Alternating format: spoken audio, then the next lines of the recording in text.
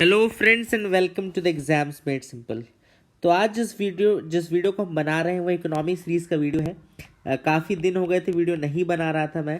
बीच में आप लोग का रिस्पांस भी बहुत ज़्यादा अच्छा आया नहीं था सीरीज़ को लेकर के भी, बट आई थिंक कि आप लोग अच्छा रिस्पांस देंगे। मैम भी इतनी ज़्यादा मेहनत कर रही हैं आपके लिए, पूरे स्टैटिक के टॉपिक्स को पढ़ा रही हैं, but still you people don't appreciate the work and don't share it among your friends, do not like the video and all.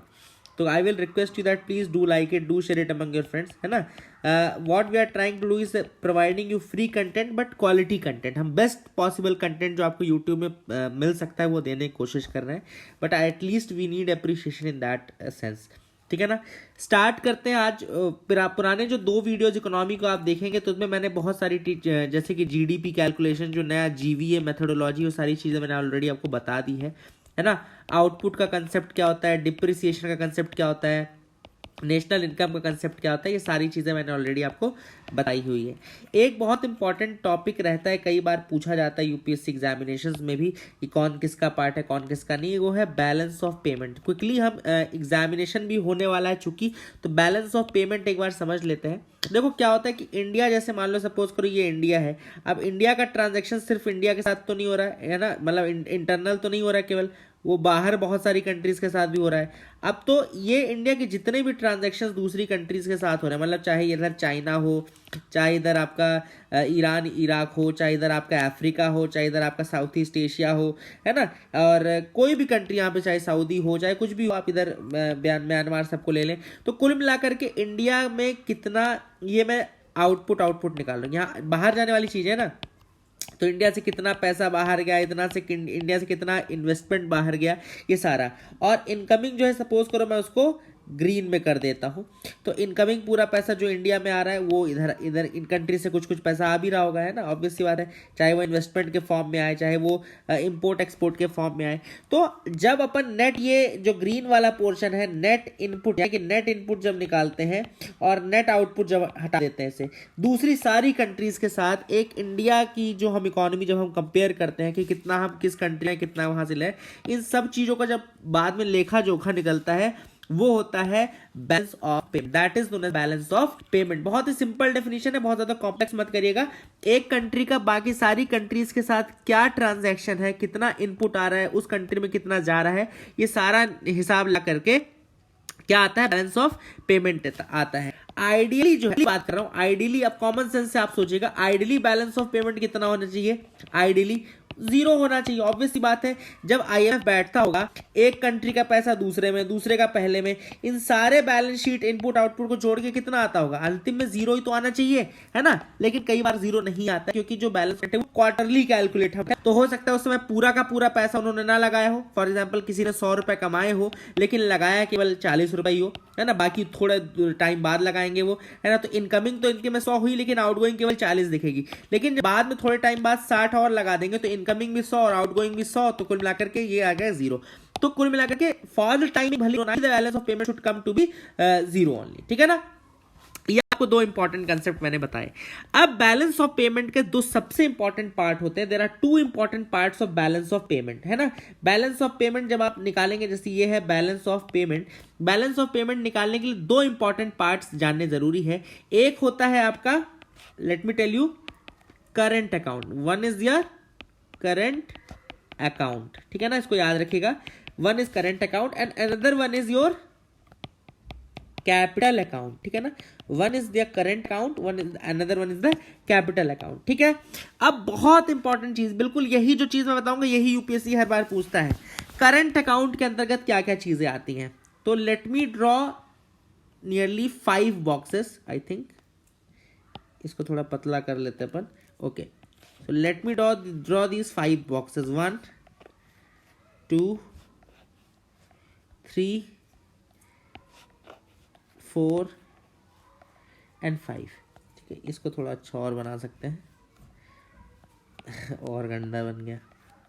5 boxes, okay. तो अकाउंट में मैंने बना दिए 5 बॉक्सेस, ठीक है ना। और कैपिटल अकाउंट में भी मैं लगभग बना दूंगा इसी तरीके से 5-6 बॉक्सेस बना देता हूँ, चीजें लिख दूंगा मैं, ठीक है। ओके, सो इस तरीके से आप देख पा रहे होंगे। Now you can also draw them with me only, आप मेरे साथ इनको बना के रख लीजिए, है ना। तो एक एक करके मैं चीजें बताता हूँ। क्या होता है करंट अकाउंट में, सबसे पहला आता है इंपॉर्टेंट आपका ट्रेड इन गुड्स, ठीक है ना। गुड्स जैसे मान लो एक्सपोर्ट आप क्या हो रहा है और आप क्या कर रहे हैं, इंपोर्ट कर रहे हो। एक्सपोर्ट और इंपोर्ट करते हैं ना आदमी, तो ट्रेड इन गुड्स जो अपन करते हैं वो आता है आपका करंट अकाउंट के अंतर्गत, ठीक है ना। इसको हम बोलते हैं, इसको हम क्या बोलते हैं, नेट विजिबल। देखिए ये दिखता है, गुड्स वाला पार्ट तो दिख रहा है ना भाई, गुड्स एंड सर्विसेज में से गुड्स तो दिखता है ना। तो ये जो गुड्स वाला पार्ट होता है वो क्या कहलाता है, नेट विजिबल कहलाता है। इसको बैलेंस ऑफ ट्रेड भी निकालते हैं हम, ट्रेड बैलेंस भी निकालते हैं, एक्सपोर्ट माइनस इंपोर्ट करते हैं, ठीक है ना। That is the thing. फिर इसके अलावा दो चीजें होती, सर्विसेज में दो चीजें होती हैं। ये तो नेट विजिबल वाला पार्ट हो गया, ठीक है ना। अब आया आपका सर्विसेज वाला पार्ट। सर्विसेज में दो चीजें होती हैं, एक होता है फैक्टर ट्रेड इन सर्विसेज, क्या होता है, फैक्टर ट्रेड इन सर्विसेज हो गया, और दूसरा हो गया आपका non factor trade in services, ठीक है ना। अब आपके दिमाग में सवाल आएगा कि भैया फैक्टर ट्रेड इन सर्विसेज क्या हो गया।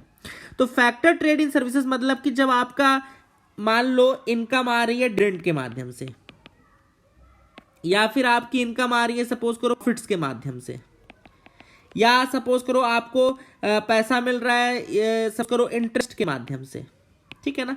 So that is actually your factor trade in services. Services में जब आपको डिविडेंड या प्रॉफिट या इंटरेस्ट मिल रहा हो तो वो कहलाएगा। और नॉन फैक्टर ट्रेड में जैसे कि आप सपोज करो आपने शिपिंग की सर्विस प्रोवाइड की, शिपिंग की या बैंकिंग की या सॉफ्टवेयर सर्विसेज प्रोवाइड की, तो वो हो गया आपका non factor trade in services, ठीक है ना। तो I hope you got clarity regarding that, आपको समझ में आ गया होगा। ओके, सो ये मैंने आपको दो पार्ट बता दिए। सबसे पहला पार्ट इंपॉर्टेंट आपको बताया मैंने कि इसमें आपका आता है करंट अकाउंट, दूसरा आता है आपका saving capital account. Current account में मैंने आपको बताया ट्रेड इन गुड्स हो गया, गुड्स पहला इंपॉर्टेंट पार्ट हो गया। दूसरा इंपॉर्टेंट पार्ट हो गया ट्रेड इन सर्विसेज, जिसमें सर्विसेज मैंने आपको दो चीज़ें बताई, यानी कि सर्विसेज में एक चीज़ आपका हो गया फैक्टर ट्रेड इन सर्विसेज, दूसरा हो गया non factor trade in services हो गया, ठीक है ना। नेट विजिबल में मैंने जैसे आपको बताया कि ये एक्सपोर्ट इंपोर्ट होता है, इसमें गुड्स आते हैं, जैसे कि आपका गोल्ड हो गया, मोबाइल हो गया, कंप्यूटर हो गया, ये सारी चीज़ें आती हैं, ठीक है। अब इसमें नेट जो ये वाला पोर्शन है ना, ये जो पार्ट मैंने लिखा है, ठीक है, एक ये हो गया net visible, this is your net visible. Net visible में क्या आ गया, गुड्स का जो ट्रेड होता है। फिर मैंने एक आपको ये इस पूरे ब्लॉक को आप एक ब्लॉक भी बना सकते थे, वैसे ये सर्विसेज का ही है पूरा, मतलब सर्विसेज कुल मिला के सर्विसेज हो गया। इसके अलावा एक होता है इनकम्स, एक होता है ट्रांसफर्स, ये लिख लीजिए, सर्विसेज इनकम एंड ट्रांसफर्स। ये जो तीन है ना, सर्विसेज इनकम एंड ट्रांसफर, ये होते आते हैं नेट इनविजिबल्स। क्या बोलते हैं इसको, नेट इनविजिबल्स, क्योंकि ये दिखते नहीं, ऑब्वियस सी बात है, इनमें कोई हार्ड गुड्स का ट्रांसफर नहीं हो रहा। इनकम्स में क्या आ गया आपका, इनकम्स वाला पार्ट एक्चुअली में ये जो मैंने आपको ये फैक्टर ट्रेड इन सर्विसेज बताया था ना, ये एक्चुअली में आपका इनकम वाला पार्ट है ना। दैट इज अलग से इनकम लिख दिया मैंने, वही चीज यहाँ पे जो फैक्टर ट्रेड इन सर्विसेज हो गया वही एक यही पार्ट है, ठीक है ना। तो बट मैं चाहता था कि आपको समझ में आए, इसलिए मैंने इसको सर्विसेज अलग कर दिया। तो इसको मैं रीड्रॉ कर दिया, लेट मी आप टर्म्स हैं जो यूपीएससी पूछेगा वो पता रहे। ओके, तो let me draw that. Net invisible मैंने आपको बताया, नेट विजिबल बताया, और नेट इनविजिबल में मैं आपको कुछ चीजें बता रहा हूं। तो यहां पे ट्रेड इन गुड्स हो गया, यहां पे आपका हो गया ट्रेड इन सर्विसेज, यहां पे हो गया इनकम्स, जिसमें आपका आएगा क्या, प्रॉफिट, इंटरेस्ट, डिविडेंड। फिर आ गया आपका ट्रांसफर्स। ट्रांसफर्स में क्या क्या आ गया, ट्रांसफर्स में आपका आ गया रेमिटेंस, यानी कि मान लो कोई ईरान में काम कर रहा है, वो अपने घर में कुछ पैसा भिजवाएगा, वो क्या होगा, रेमिटेंस में। या कोई सपोज करो डोनेशन दे रहा है आपको, या कोई गिफ्ट दे रहा है, that is actually known as the transfer. तो अब आपको शायद समझ में आ गया होगा पूरा क्लासिफिकेशन किस तरीके से होता है। मैं एक बार फिर से क्लियर कर देता हूं। सबसे पहले बैलेंस ऑफ पेमेंट में दो इंपॉर्टेंट चीजें आपको याद रखनी, करंट अकाउंट और कैपिटल अकाउंट। करंट अकाउंट में मैंने आपको पहले बताया कि ट्रेड इन गुड्स होता है जिसको नेट विजिबल बोलते हैं, है ना। ट्रेड इन गुड्स होता है जिसको क्या बोलते हैं, नेट विजिबल बोलते हैं। और ट्रेड इन सर्विसेज मैंने आपको दो बताए थे part, factor trade, non factor trade. जो नॉन फैक्टर ट्रेड वाला पार्ट था वो आपका इंपॉर्टेंट, मैंने फैक्टर ट्रेड वाला पार्ट जो था वो मैंने आपको ऑलरेडी बता दिया कि वो इनकम्स का वाला पार्ट है जिसमें प्रॉफिट, इंटरेस्ट और डिविडेंड आता है। और ट्रेड इन सर्विसेज नॉर्मल जैसे बैंकिंग सर्विस या शिपिंग सर्विस आप प्रोवाइड कर रहे हैं तो वो सर्विसेज नॉर्मल सर्विस में काउंट हो जाएगा। फिर इसके बाद मैंने तीसरा इंपॉर्टेंट पार्ट आपको बताया जो ट्रांसफर्स वाला पार्ट है जिसके अंदर आपका रेमिटेंस आता है, डोनेशन आता है, गिफ्ट आता है। रेमिटेंस क्या होता है, रेमिटेंस मतलब कि सपोज करो आपने ईरान में काम कर रहे हैं और ईरान में काम करते करते आपने अपने घर में कुछ पैसा भिजवाया, that part will basically come under that, है ना। एंड बैलेंस ऑफ जो नेट विजिबल वाला पार्ट था यानी कि जो export of goods minus import of goods था वो आपका क्या कहलाता है, बैलेंस ऑफ ट्रेड कहलाता है, ठीक है ना। बैलेंस ऑफ ट्रेड कहलाता है, ठीक है। That is the thing which is important, ये भी आप थोड़ा चीजें याद रखिएगा, ठीक। अब कैपिटल अकाउंट में देखो क्या होता है, कैपिटल अकाउंट में आपका बहुत इंपॉर्टेंट चीजें हैं। जब अपन कैपिटल अकाउंट की बात करते हैं तो कैपिटल अकाउंट में आपका वैसे अगर इंडिया का क्लासिफिकेशन देखो तो केवल कैपिटल अकाउंट है, लेकिन आईएमएफ क्लासिफिकेशन देखोगे तो यहीं पे एक फाइनेंशियल अकाउंट भी लिख के देते हैं वो लोग, फाइनेंशियल अकाउंट भी लिख के देते हैं, ठीक है ना। तो capital account plus financial account कहलाता है ये एक्चुअली में। इसीलिए यहां पे एक तो आता है आपका फॉरेन पूरा इन्वेस्टमेंट, क्या आता है, फॉरेन पूरा इन्वेस्टमेंट, क्योंकि फाइनेंशियल मार्केट तो ही है ना। फॉरेन पूरा इन्वेस्टमेंट आपका इसी के अंदर आता है। जो आप एक्सटर्नल बोरोइंग करते हो ना, जो एक्सटर्नल बोरोइंग करते हो ना वो पूरा इसी के अंदर आता है, ठीक है ना। जो एनआरआईज के डिपॉजिट्स हैं, एनआर डिपॉजिट्स हैं, वो इसी के अंदर आते हैं। एनआर डिपॉजिट मतलब कि यहाँ पे जैसे मान लो कोई अमेरिकन है, किसी अमेरिकन ने यहाँ के कोई पी नोट्स ले ली या सपोज करो यहाँ पे किसी तरीके से रिसीट में लिखा वो कर दिया, तो ये आपका इसी वाले पार्ट में आएगा, है ना, इन्वेस्टमेंट वाले पार्ट में, कैपिटल वाले पार्ट में आएगा, ठीक है ना। तो that is another thing which is important. I hope you got clarity regarding that. अब इसमें जो इंपॉर्टेंट चीज है याद रखिएगा कि मैंने आपको क्या क्या बताया, एक्सटर्नल असिस्टेंस, जितना भी असिस्टेंस वाला कितना भी बोरोइंग के रूप में आप लेंगे या लोन आप ले रहे हैं तो वो पूरा इसी वाले पार्ट में आएगा, है ना। तो ये भी एक इंपॉर्टेंट आपको बना करके रखना है कि जो पूरा ये वाला पार्ट है, लोन वाला पार्ट है, ये वाला पार्ट है, वो आपका इसी के अंतर्गत आता है, ठीक है ना। और डायरेक्ट इन्वेस्टमेंट जो आपके अंदर हो रहा है या ये मैंने आपको बता दिया कि फाइनेंशियल अकाउंट भी लेता है आईएमएफ। तो ये जो आपका एफडीआई है ना, एफडीआई हो गया एफआईआई हो गया, एफपीआई हो गया, ये पूरा आपका किसके अंदर आता है, वैसे फाइनेंशियल अकाउंट का पार्ट है, लेकिन हम इंडिया की डेफिनेशन में इसको कैपिटल अकाउंट के अंतर्गत पढ़ते हैं। तो आई होप आपको थोड़ा सा ये डिटेल समझ में आया होगा कौन सा किसके अंतर्गत पार्ट आता है। फिर से एक बार बताता हूँ, करंट अकाउंट में गुड्स आ गया, सर्विसेज हो गया और इनकम हो गई, इन्वेस्टमेंट की इनकम कहलाती है वो, जिसके अंदर आपका प्रॉफिट, इंटरेस्ट और डिविडेंड आता है, और ट्रांसफर पेमेंट जो आपका रेमिटेंस, डोनेशन और गिफ्ट आता है। फिर कैपिटल अकाउंट मैंने आपको ऑलरेडी बता दिया। फाइनेंशियल अकाउंट में डायरेक्ट इन्वेस्टमेंट आपका आता है, एफडीआई हो गया, एफआईआई हो गया, ये सारी चीजें आती हैं, है ना। और दूसरी चीज मैंने आपको बता दी, इसके अंदर जो एक्सटर्नल बोरोइंग आप करते हैं, जैसे एक्सटर्नल कंट्री कोई एक्सटर्नल बोरोइंग अगर कर रही है तो वो भी इसके अंतर्गत आती है, ठीक है ना। एक्सटर्नल असिस्टेंस, एनआरआई के जो डिपॉजिट्स हैं, मैंने आपको ये बताया एनआरआई के जो डिपॉजिट्स हैं, कई बार यूपीएससी आपसे क्या क्वेश्चन, देखो let me write down question for you. जैसे वो क्वेश्चन कैसे पूछेंगे, NRI deposits come under first current account, capital account, none, both, कुछ भी लिख दो, है ना। तो सिंपल सी बात है, मैंने आपको बताया कि ये कैपिटल अकाउंट के अंदर आते हैं एनआरआई डिपॉजिट्स, है ना। तो ये आपका क्या होता है, ये कैपिटल अकाउंट के अंतर्गत आते हैं। अगर आपसे कोई पूछे कि ये डायरेक्ट इन्वेस्टमेंट किसके अंतर्गत आते हैं, एफडीआई, एफआईआई, तो ये आपका कैपिटल अकाउंट का पार्ट है वैसे, है ना। और अगर कभी फाइनेंशियल अकाउंट लिख दिया तो वहां कंफ्यूज नहीं होना। मैंने आपको इसलिए बताया कि फाइनेंशियल अकाउंट, क्योंकि आईएमएफ की डेफिनेशन में 3 पार्ट है, कैपिटल अकाउंट, करंट अकाउंट और फाइनेंशियल अकाउंट, ठीक है ना।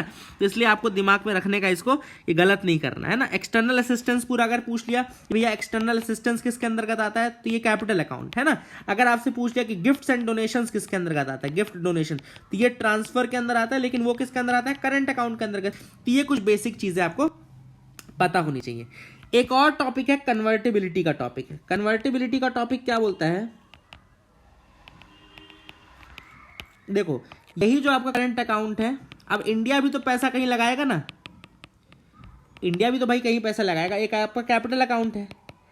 अब सपोज करो कि इंडिया ने कोई गुड इंपोर्ट किया, सपोज एप्पल आईफोन उन्होंने इंपोर्ट किया। अब एप्पल आईफोन का जो मैन्युफैक्चरर है, सपोज करो वो बोल रहा है मुझे डॉलर में पैसे